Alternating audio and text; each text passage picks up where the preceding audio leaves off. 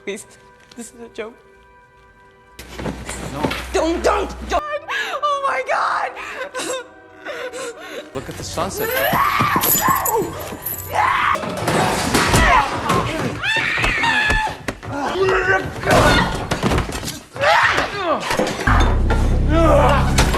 Hello and welcome to my channel. दोस्तों आज हम देखने वाले हैं हॉलीवुड की एक और सर्वाइवल मूवी को।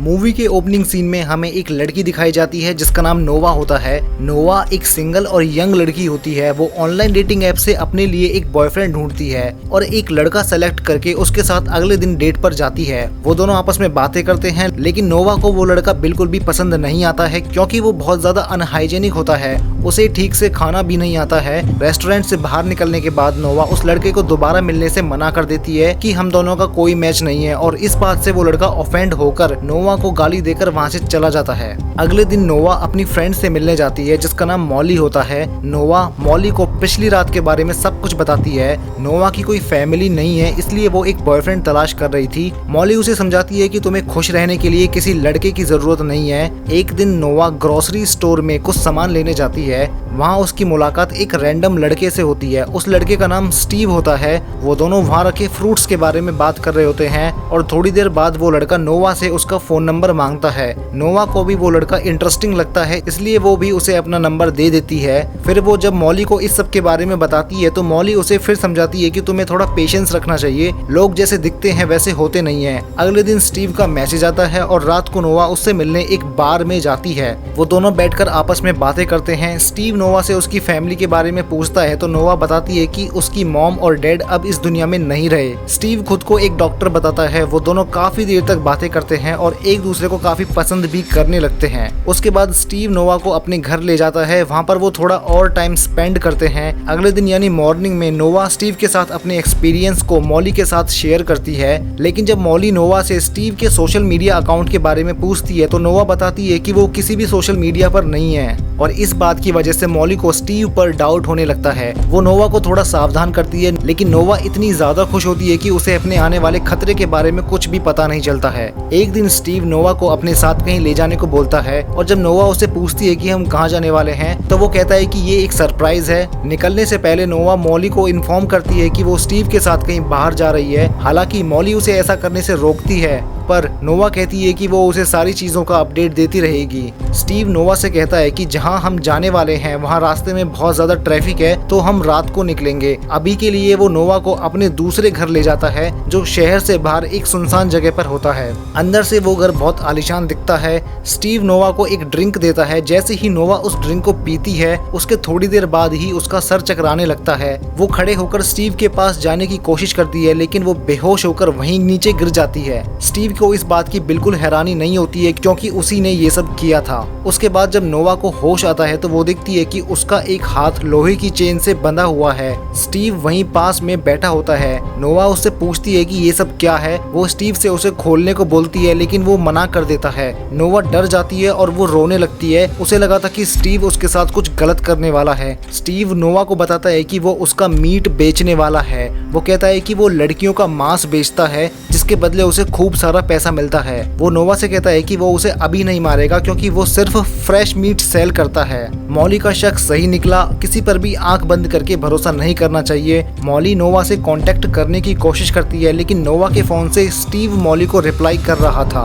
वो उसे एक वाटरफॉल की इमेज सेंड करता है जिससे मॉली को लगता है कि वो सच में एंजॉय कर रही है। नोवा जोर जोर से हेल्प के लिए चिल्लाती है।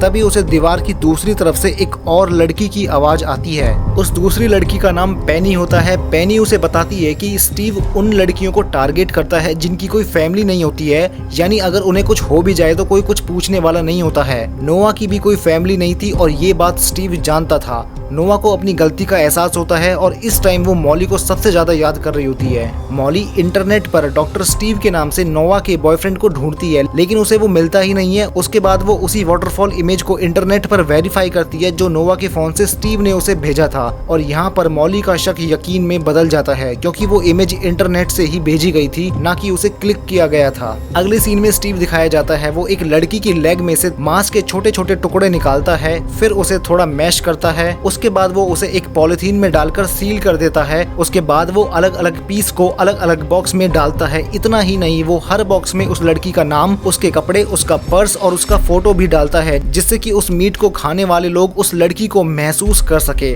आई नो, सुनने में ये बहुत ज्यादा वियर्ड है। और लास्ट में उन बॉक्सेस को सील करके डिलीवर कर दिया जाता है। नेक्स्ट सीन में दिखाया जाता है कि स्टीव नोवा के लिए खाना लेकर आता है, लेकिन नोवा उस खाने को खाने से मना कर देती है, तो स्टीव वहां से जाने लगता है।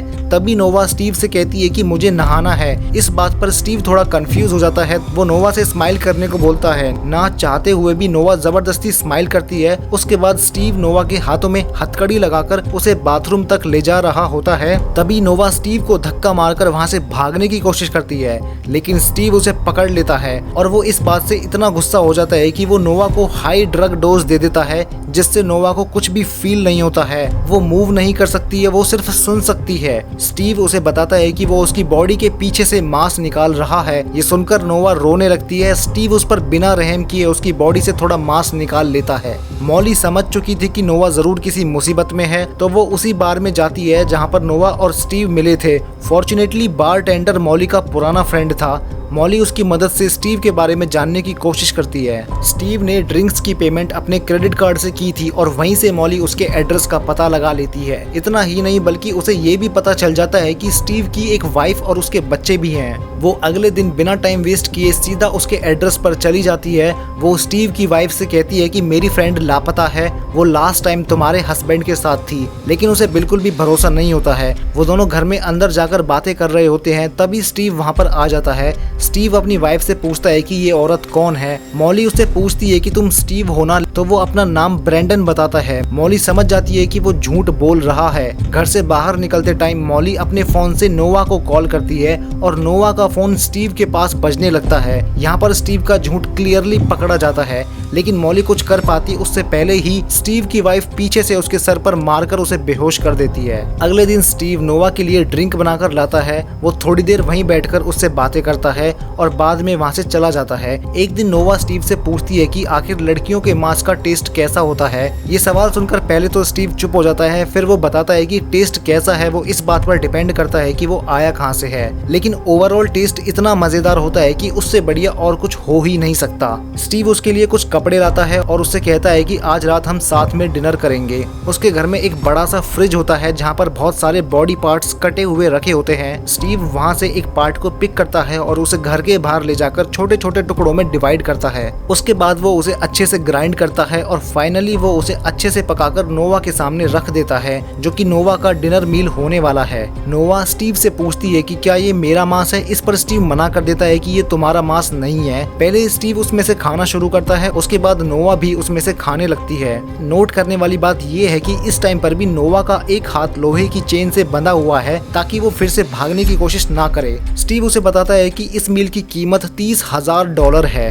डिनर के बाद स्टीव नोवा को वापस उसके रूम में बंद कर देता है। स्टीव के जाने के बाद नोवा वोमिट करके उस खाए हुए मांस को वापस बाहर निकाल देती है। ना चाहते हुए भी उस मीट को खाना ये नोवा की एक साजिश है, जिसके बारे में आपको बाद में पता चलेगा। स्टीव की जो वाइफ है वो भी उन्हीं लड़कियों में से एक है जो स्टीव का शिकार बनी थी। शायद वो अभी तक इसलिए जिंदा है क्योंकि वो इस सब में उसकी मदद कर रही है। अगले दिन स्टीव नोवा के लिए एक अच्छी सी ड्रेस लेकर आता है और उससे कहता है कि आज भी हम साथ में डिनर करेंगे। रात के टाइम वो नोवा को उस रूम से बाहर निकालकर डाइनिंग हॉल में ले जाता है और पहले की तरह उसके हाथ को लोहे की चेन से बांध देता है। नोवा जानबूझकर स्टीव के साथ फ्रेंडली बिहेव कर रही थी। वो उसके सामने खुश होने का नाटक करती है। नोवा स्टीव से पूछती है कि आज हम जिस लड़की का मांस खा रहे हैं उसका नाम क्या है, तो स्टीव बताता है कि उसका नाम मेलिसिया है। फिर नोवा उससे पूछती है कि क्या तुमने मेलिसिया के साथ में भी ऐसे ही कैंडल लाइट डिनर किया था। ये सुनकर स्टीव खड़ा हो जाता है और एक रिमोट से एक बड़ी सी पेंटिंग को ओपन करता है, जिसके पीछे बहुत सारी लड़कियों की फोटोज के साथ उनका पर्सनल सामान भी रखा होता है। और ये सब देखकर लिटरली नोवा शॉक हो जाती है। वो नोट करती है कि वहाँ पर उसका सामान नहीं है और जब वो इसके बारे में स्टीव से पूछती है तो स्टीव कहता है कि तुम्हारा सामान मेरे पास रखा है। और तभी नोवा को मॉली का फोन वहाँ पर रखा दिखाई देता है, जिससे वो तुरंत समझ जाती है कि मॉली भी यहाँ पर फंसी हुई है।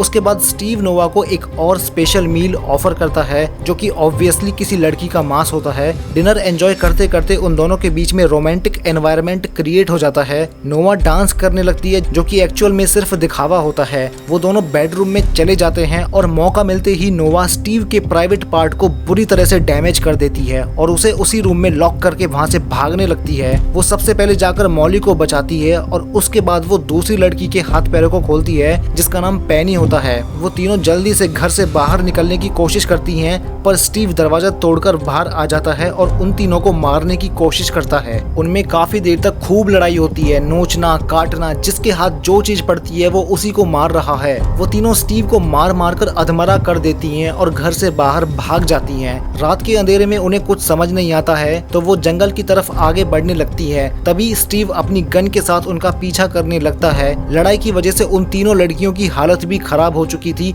और वो भाग नहीं सकती थी, तो वो अलग अलग पेड़ के पीछे छुप जाती हैं। स्टीव उनके काफी करीब आ जाता है, तो मॉली और नोवा उस पर अटैक कर देती हैं। पहले तो वो दोनों उसको बहुत बुरी तरह से मारती हैं, उसके बाद नोवा उसी की गन से उसे गोली मार देती है। थोड़ी देर बाद स्टीव की वाइफ वहाँ आ जाती है। वो देखती है कि घर में चारों तरफ खून बिखरा पड़ा है। वो समझ जाती है कि यहाँ जरूर कुछ तो गड़बड़ है। स्टीव को ढूंढते हुए वो जंगल की तरफ आती है और वहाँ उसे स्टीव की डेड बॉडी मिलती है। स्टीव को मरा देखकर उसे कोई खास फर्क नहीं पड़ता है। जंगल में थोड़ा बाहर निकलकर वो लड़कियां एक कॉटेज के पास पहुंचती हैं। तभी नोवा को याद आता है कि वो अपना फोन पीछे भूल गई है। वो वापस अपना फोन लेने जाती है और वहाँ उसे स्टीव की वाइफ मिलती है। वो नोवा पर अटैक कर देती है और नोवा की गर्दन को दबाकर उसे मारने की कोशिश करती है। उससे पहले नोवा अपनी जेब से चाबियां निकालकर उसकी गर्दन में मार देती है। तभी मॉली भी वहाँ आ जाती है और उसे जान से मार देती है। उसके बाद वो दोनों वहीं बैठकर थोड़ा रिलैक्स करने लगते हैं।